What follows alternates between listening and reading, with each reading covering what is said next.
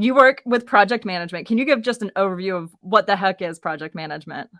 So anytime you have a unique endeavor, a unique goal, it's a project. So you might not have a lot of experience doing it. You might not have a lot of experience managing the people that are doing it. It's something that has a very unique beginning and an end. And that pretty much describes so much of what we do as real estate. When you're a real estate investor, you get this real estate property. You might need to hire new subcontractors to do something for the renovation that you haven't done before. This is new to you. Now, if you do it repeatedly, then you want to create a process. And I used to be into process management, and I realized that process management had a lot of talent to going for teaching it, but not as much in project management because it's much harder to teach project management. It's a much harder skill, and there's many more opportunities to get it right. There's 75% of all projects fail to meet their intended objectives. And there's the amount of productivity losses because of bad project management is in the billions. I mean, this is like an opportunity that if you can get a little bit better with your projects, you can see a better return on your real estate investments. Absolutely. Yeah, we all know every project within flips or renovating a property seems to go long on budget and time. So what are some good tips that people can use to try to stay on task and on time? Okay, because I call it the never-ending nightmare. Welcome, you have every contractor you meet tells you, well, this will take 2 weeks, right? Yes. Like I had these sheetrockers. Oh, it'll take us 2 weeks to sheetrock your 4,000 square foot building, and I'm looking at them like, you guys might have maybe a third of the sheetrock up in 2 weeks, right? And unless you have a crew that's there, right? But you two guys alone are not going to finish sheetrocking a 4,000 square foot building in 2 weeks. So part of it is having a really realistic idea of what's possible. Okay. So my big thing is to finish projects in 2 weeks. That's what Cheetah Agile Project is about. This book I wrote in 2021. I've written 5 project management books, but in 2021, it was COVID and I was teaching online, and I was like, you know what? I am going to write a project management book in 2 weeks, and it's going to be about how do you finish projects in 2 weeks? Because I am really well known for finishing my projects in 2 weeks.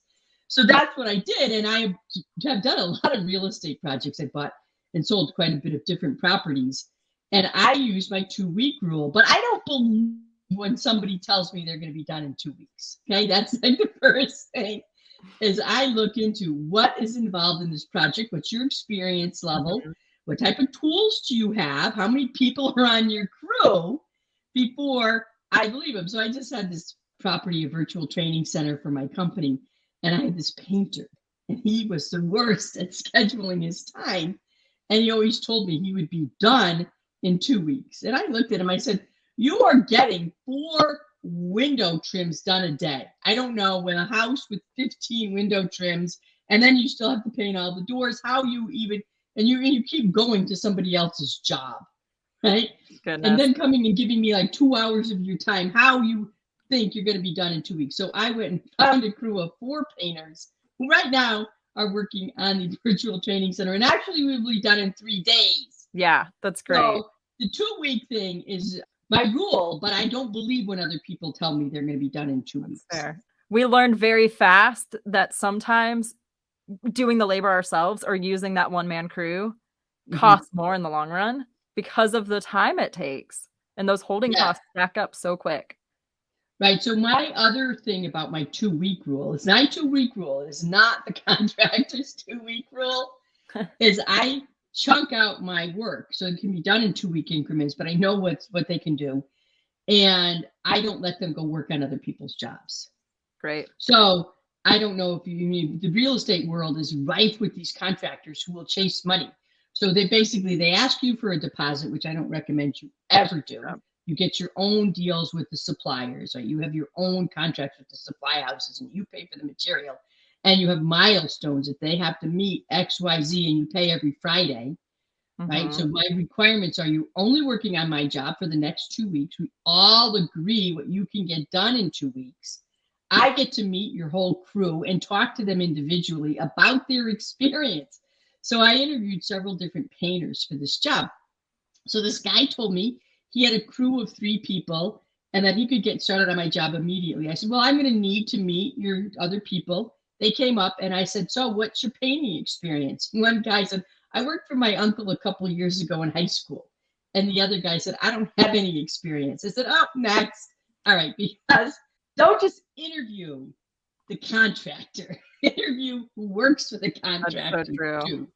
Yeah. Because you'll also get an idea as how long have you been working for this contractor?